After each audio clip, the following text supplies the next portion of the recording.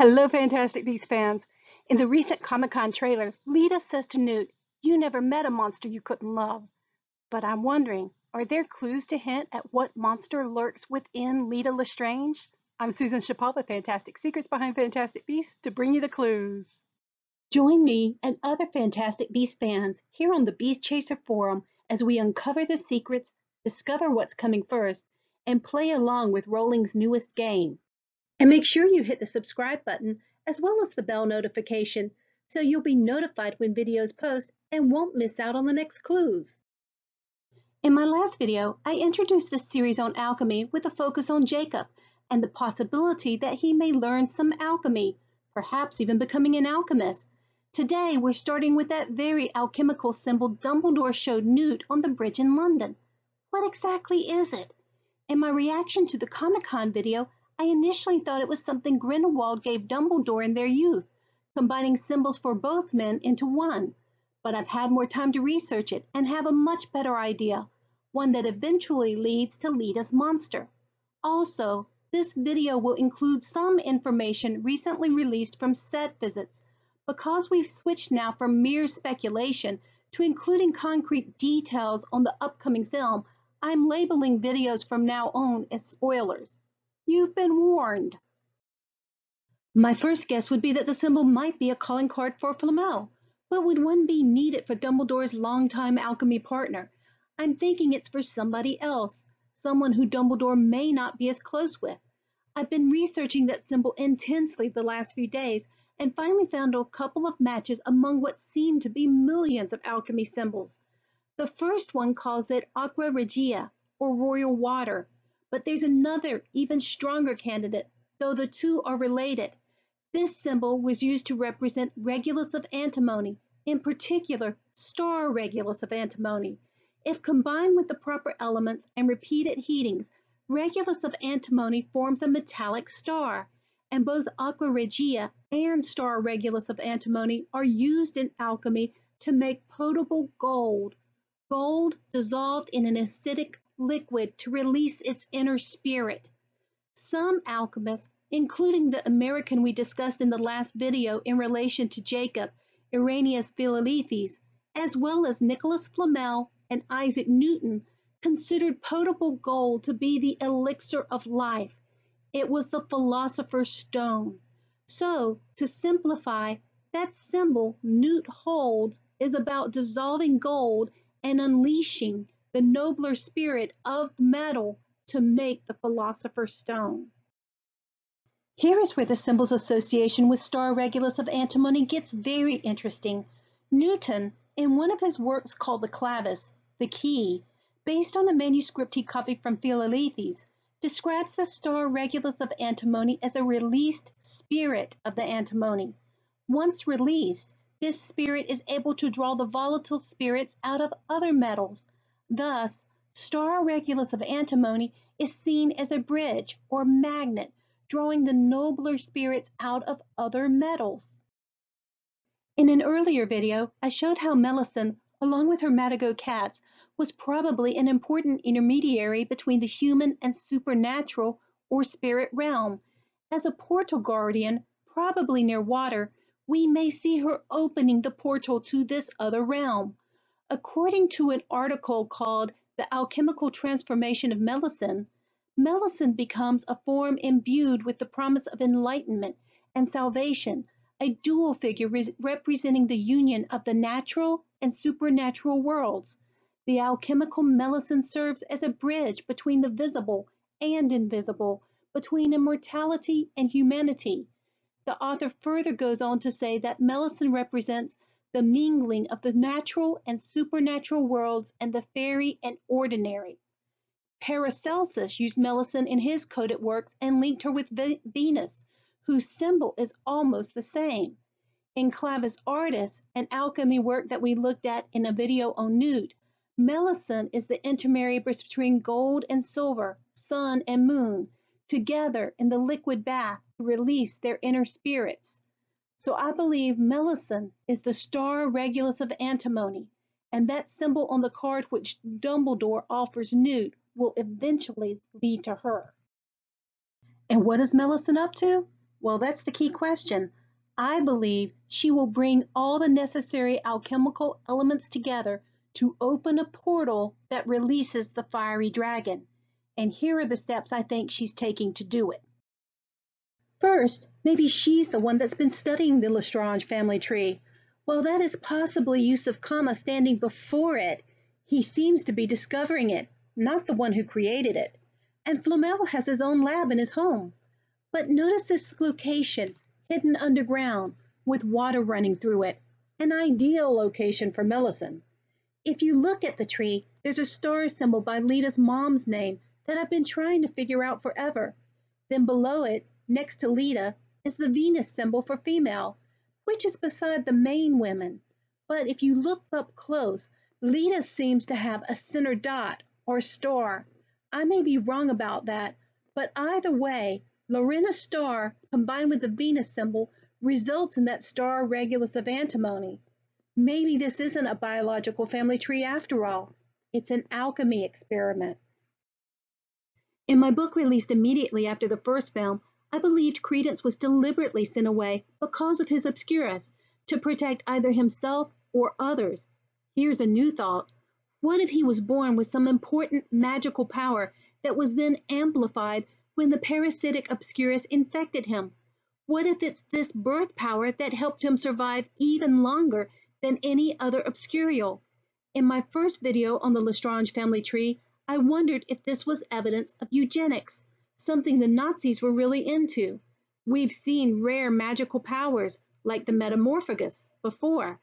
What if someone started experimenting by putting people of certain rare powers together to produce super magicals, and they succeeded?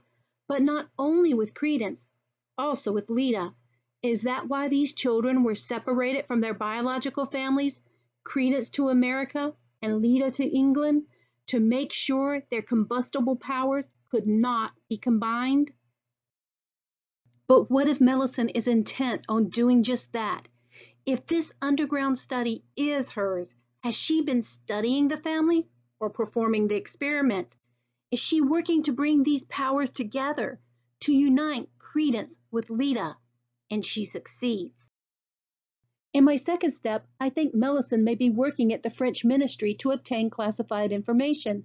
In a newly released site visit from Sensacine, they said that those vaults we've been seeing are where the ministry houses an archive of family records. The Lestranges are surely there. The legends of Melusine say that she sometimes appears with a key in her mouth to unlock secrets of the future, and that symbol looks like a key. Leta later appears in nearly the same location as Melusine, but I'm guessing Melusine got there before Newt, Tina, and Leta, and they found the Lestrange vault empty. Are they all looking for records detailing the Lestrange children's powers and possibly the ministry's involvement? Third, Melusine either brings Credence and Leta together, or they come together to stop her in that graveyard scene. Either way, it's an alchemy experiment performed live. The American alchemist Philalethes recorded a recipe to produce the star Regulus of Antimony we talked about earlier. In a document recently rediscovered, Isaac Newton transcribed his experiment, adding his own notes. This recipe for sulfic mercury was an important step in producing potable gold, the elixir of life. Here are some of the important elements or ingredients that Philalethes and Newton recorded, and which we've already seen alluded to. Antimony, Melusine; silver, Leta; mercury, Credence; doves of Diana, that pigeon in the second Salem church that Credence scares away in the first film; the tree of life, it's in Newt's case, which we discussed in a prior video in FB1. 6 eagles, the ravens at the top of the amphitheater. Thanks to Shane at the Ravenclaw for pointing out to me that they are ravens and not eagles. And a fiery dragon. One other point. Paracelsus sometimes describes sulfur and mercury, which he likened to the sun and moon, as sister and brother. Exactly how this experiment is performed and whether the various characters are all brought together in cooperation with Melusine or to fight her, I'm not sure. But I feel that a certain component of it will take place inside what has now been identified as the Lestrange Mausoleum. I've researched it and think this room in particular is a columbarium, meaning it houses cremated remains, which is why there seem to be urns rather than coffins. With its oval shape and burnt remains, it's almost like an oven, which is perhaps why it's Jacob the baker who enters. But somewhere in this mausoleum, I think Leta and Credence will meet for the first time, with explosive results. The experiment succeeds, the portal between realms is opened, and a volatile spirit released. Perhaps because of Jacob's role in the experiment, maybe puffing the flames, the dragon seems to come after him first. And here is where things get really interesting. While Antimony was sometimes symbolically referred to as the Black Dragon, the star Regulus of Antimony was referred to as the Fiery Dragon.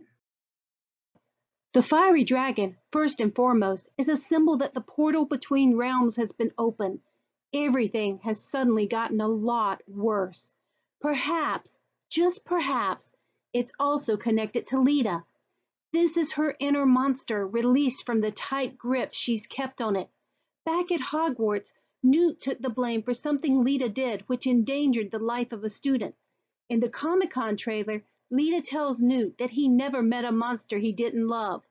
Leta also wears a very distinctive reddish-purple color, perhaps symbolic of alchemy's red dragon, or dragon's blood. While Credence is not the Obscurus, I imagine the same would be true of Leta. She's probably not the fiery dragon, but rather it is born out of her powers. And look at this. When you lighten this image, it seems to be taking place in a circular stone room.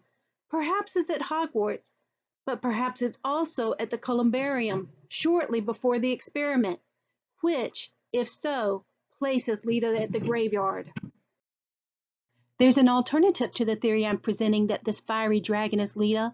One of this blog's followers, Shane, believes that it's Melusine, that she and her Matagot cat somehow combined to make the dragon.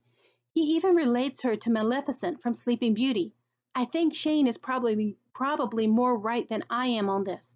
However, because I think there's an alchemical reaction to the combination of Leta and Credence, I'm sticking with Leta for the moment.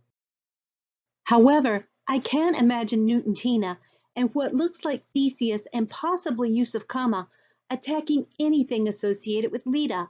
Except look at this. The extremely sharp eyes of Dalton Perkinson caught a key detail. If you slow this scene down, after they all cast their spell together, there is the brief flicker of red across the dissipating dragon that appears to show a phoenix, wings spread. Watch it again in slow motion.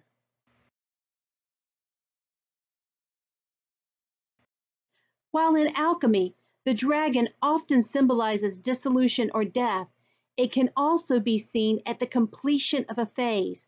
Perhaps a bridge has been crossed and a new stage begun. Now the question is, why? If I'm right, and that's a big if, why is Melusine bringing Leta and Credence together? What does she hope to accomplish by opening a portal to the supernatural? And whose side is she on? In her legends, after Melusine's true nature as part woman, part snake or fish has been revealed, she still comes back in times of need to protect her people. She serves as a warning of impending disaster. It's impossible to know with Rowling how much will play in subtext, but maybe in Crimes of Grindelwald, Melusine is bringing Credence and Leta together as a powerful weapon to save France against the impending doom of Grindelwald. However, I would not be a bit surprised to find Melusine as one of those enigmatic, truly gray kind of characters that can't be pinned down. In fact, I think Melusine and Leta could be quite similar. Since Melusine is traditionally seen as a young, beautiful woman, maybe we're getting two sides of the same coin here. When Melusine fled, she became a dragon as well. Perhaps Melusine has been particularly seeking out Leta because of their shared secret. But for whatever reason Melusine brings the half-siblings together, I think the results will be disastrous. This stage of alchemy, dissolution, requires a death, a sacrifice, the end of the former matter to make way for the new, Theseus. See my prior video for more. Perhaps whatever happened in the graveyard not only precedes, but forces the confrontation in the amphitheater. In a prior video, I speculated that the skull may relate somehow to a real-life dark alchemist and a mentor for Grindelwald, much as Slytherin was to Voldemort. If that skull did indeed belong to an alchemist, and if it were someone Flamel knew, perhaps even mentored, could Flamel have prepared Team Newt for the encounter they faced in the graveyard? Perhaps even designed their recipe? Which is why we could have Jacob in the oven, and Tina off doing something else, and the brothers in the cemetery releasing a power from a grave that we talked about previously. All these elements combine to either fight or help Melusine. The Sensacine article mentions stairs in the mausoleum. Maybe they descend to the Lestrange family tree, and maybe that's where Jacob is headed. And Tina could have been off doing something related to Credence before running to rescue Jacob. Finally, I do not think this graveyard scene is the same timeline as the amphitheater. Theseus seems to be in a brownish suit in the graveyard, but wearing black in the amphitheater. So throughout this rather rambling theory, here's what I question. I'm not sure I've got the right characters with the right alchemical elements. Alchemy is complicated, and symbols and recipes differ a bit from one alchemist to another. What I'm most sure about is that Credence and Leta play the starring ingredients, being brought together. While usually I'd say all these alchemy analogies are probably only in subtext, with a world-famous alchemist, a possible dark alchemist skull, and a possible alchemist apprentice, this time the experiment may be fully on screen. You may not believe this, but I cut out a lot of alchemy details so that I didn't bog the video down. However, if you want to know more, we can discuss it in the comments. If there's a lot of interest, and as more information comes to light, I'll follow up with a more detailed video. Meanwhile, I'll pin a comment to the top of the discussion section where I'll keep adding details and updates to this theory as they come available. So what do you think? Is that fiery dragon something related to Leta? Or do you think, like Shane, that it could be Melusine and her Matagot cats? Please share your thoughts in the comments. Also, please check out my new fan shop on Amazon for books and Funko Pops and wands and all things Fantastic Beasts.